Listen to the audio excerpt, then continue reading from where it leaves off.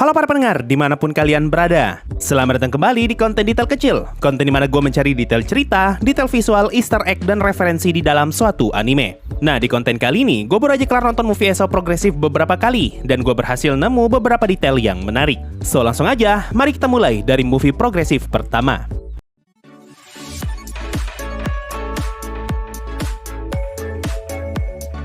Detail pertama ada di judul movie ini, yaitu Aria of the Starless Night. Kalau kalian sadar, semua judul light novel dan movie ESO progresif menggunakan istilah dalam musik sebagai bagian dari judulnya. Movie pertama ini menggunakan kata aria, yang mana dalam musik aria adalah istilah untuk nyanyian tunggal yang dinyanyikan oleh satu vokal. Istilah ini merefer ke masa di mana Kirito dan Asuna sempat menjadi solo player dan bertarung sendirian. Lalu kata Starless Night atau malam tanpa bintang merefer ke kalimat Kirito di dalam novel progresif yang ngomong kalau dia tidak bisa melihat bintang di langit kota. Tapi dia justru melihat bintang tersebut ketika sedang bermain game, yaitu ketika dia bertemu dengan Asuna di dalam dungeon. Ini karena serangannya Asuna terlihat seperti bintang jatuh di matanya Kirito. Masuk ke dalam movie, di bagian awal kita diperlihatkan karakternya Mito yang sedang bermain sebagai beta tester. Di sini kita pun tahu kalau ternyata ada hitungan mundur di UI setiap player yang ngasih tahu batasan waktu sebelum beta test berakhir. Selain itu, di sini juga kita diperlihatkan Mito dan Kirito yang sudah full item ketika bermain sebagai beta tester. Tapi ketika gamenya rilis, semua item itu ternyata tidak terbawa dan hanya model karakternya saja yang terbawa. Ini bisa menjelaskan kenapa di episode 1 season 1 kita diperlihatkan Kirito yang bisa langsung login ke dalam game. Tidak seperti Asuna yang harus ngebuat karakternya terlebih dahulu di movie progresif 1. Sama satu lagi, kalau kalian sadar, di sini Kirito terlihat menggunakan armor atau mantel hitam. Itu adalah mantel yang disebut Code of Midnight, yaitu item yang Kirito dapatkan setelah dia berhasil mendapatkan last hit di boss lantai pertama. Berhubung Kirito menggunakan item ini ketika masih beta test, ini artinya Kirito juga adalah orang yang berhasil melayangkan last hit di boss lantai pertama ketika masih beta test. Cuma penampilan jubah ini memang berbeda dengan jubah yang Kirito gunakan setelah dia mengalahkan boss lantai pertama. Tapi berdasarkan wiki fandom, jubah yang Kirito gunakan saat itu memang adalah Code of Midnight, dan penampilan jubah itu berubah ketika masuk volume 3 progresif. Mungkin jubahnya berubah setelah di-upgrade, sama seperti rapiernya Asuna yang juga berubah di movie progresif 2. Detail berikutnya ada ketika kita diperlihatkan rumahnya Asuna. Masih sama seperti detail di ESO Season 1, di mana hampir semua rumah pada masa itu menggunakan solar panel. Rumahnya Asuna juga terlihat mempunyai solar panel di atapnya. Kemudian kita diperlihatkan Asuna yang baru saja bangun, dan dia bangun pada pukul 6.20. Lalu ketika datang ke meja makan, ibunya malah menegur Asuna karena dia terlambat, dan harusnya Asuna sudah ada di meja makan sejak pukul 6.55. Ini artinya Asuna menghabiskan waktu sekitar 35 menit untuk bangun, mengganti baju, menyisir rambut, dan mungkin juga make up sebelum akhirnya dia turun untuk sarapan. Pindah ke scene berikutnya, kali ini kita diperlihatkan Asuna dan Misumi yang lagi main game di atas atap, dan game yang mereka mainkan adalah Tekken 7. Di sini juga kita diberitahu kalau game ESO sudah mulai dijual semenjak tanggal 31 Oktober. Kalau kalian ingat, di konten detail ESO Season 1, gue sempat bertanya nih, kenapa game ESO dijual pada tanggal 31 Oktober, tapi mereka malah main pada tanggal 6 November. Nah, movie ini berhasil menjawab pertanyaan itu, dan mengonfirmasi asumsi gue di konten tadi. Jadi memang game ESO sudah dijual sejak tanggal 31 Oktober, tapi servernya baru dibuka pada tanggal 6 November. Kemudian kita diperlihatkan Asuna yang baru pertama kali login ke dalam ESO, dan di sini ada banyak banget detail menarik. Pertama, Asuna diminta untuk ngebuat akun, dan kalau kalian perhatikan, password yang Asuna gunakan untuk akunnya adalah elephant atau gajah. Lalu di pojok kiri atas, di bawah tulisan looks, terdapat tulisan pattern, dan tulisan tersebut selalu berubah setiap kali Asuna memodif karakternya. Karena terlalu banyak opsi, Asuna pun menggunakan fitur upload gambar untuk ngebuat karakter yang mirip seperti wajah aslinya, dan jadilah karakter Asuna yang kita ketahui.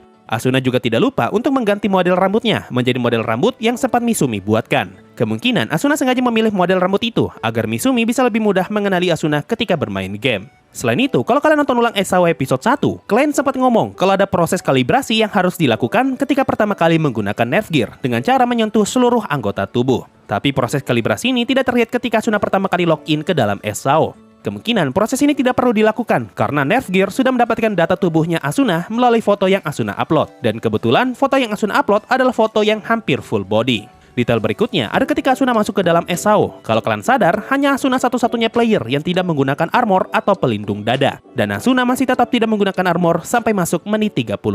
Di sini Asuna terlihat sudah mengganti bajunya dengan baju yang mempunyai kerah, dan dia juga sudah menggunakan pelindung dada. Lalu kalau kalian ingat di konten detail ESO Season 1, gua ngomong kalau player hanya bisa mengakses konsol dengan tangan kanan, dan hanya Game Master yang bisa mengakses konsol dengan tangan kiri. Tapi ternyata detail itu terdibang di movie ini, karena kita sempat diperlihatkan Misumi yang bisa mengakses konsol dengan tangan kirinya. Lalu ketika semua player terkirim ke area awal, kita sempat diperlihatkan beberapa wajah karakter yang sebelumnya sudah muncul di SAO Season 1.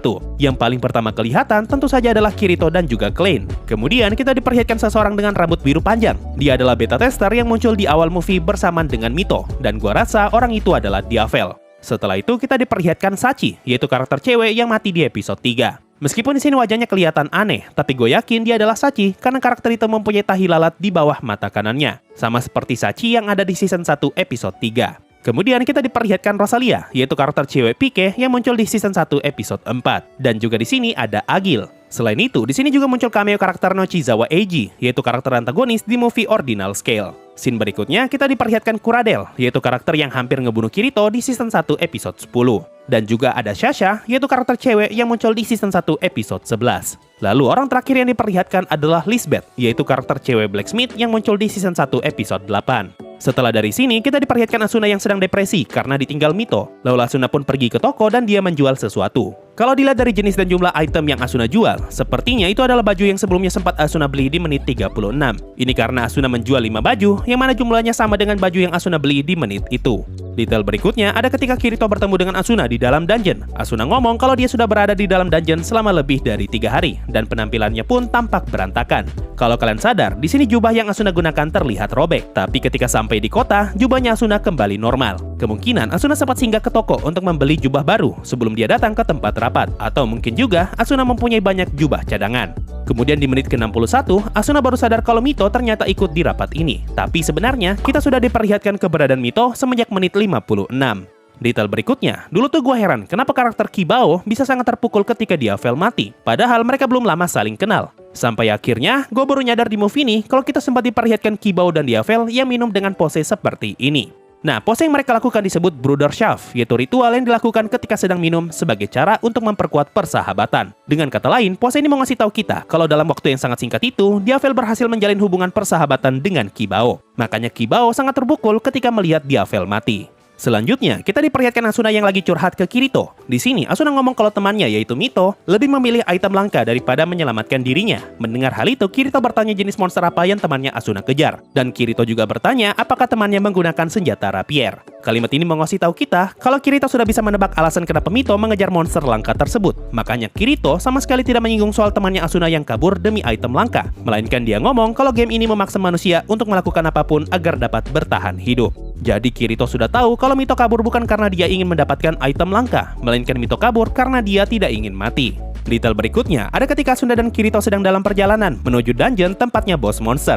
Di sini Kirito ngomong kalau mungkin saja di lantai atas kita bisa menemukan pemandian yang lebih bagus. Kalimat ini pun terbukti benar karena di movie Progressive 2 kita diperlihatkan Asuna dan Argo yang lagi mandi di pemandian lantai 5. Dan detail terakhir di movie ini ada ketika mereka sedang bertarung melawan bos monster. Di sini kita diperlihatkan Mito yang memberikan pedang baru untuk Asuna. Dan kalau kalian sadar, Asuna harus mengequip pedang itu terlebih dahulu sebelum bisa digunakan. Dari sini bisa diambil kesimpulan kalau seorang player wajib mengequip suatu equipment jika ingin digunakan ketika sedang bertarung, meskipun equipment tersebut sudah dipegang oleh player tersebut. Nah itu tadi semua detail yang berhasil gue temukan di movie SAO Progressive pertama. Sekarang mari kita lanjut ke movie Progressive kedua yang berjudul Scherzo of Deep Night. Detail di movie ini tidak terlalu banyak, jadi palingan bagian ini cuma sebentar. Pertama, mari kita mulai dari makna judulnya. Movie ini menggunakan kata scherzo, yang mana dalam bahasa Italia, scherzo berarti lelucon atau bersenda gurau. Dan kalau dalam musik, kata scherzo merefer ke piece musik yang cepat dan juga ceria.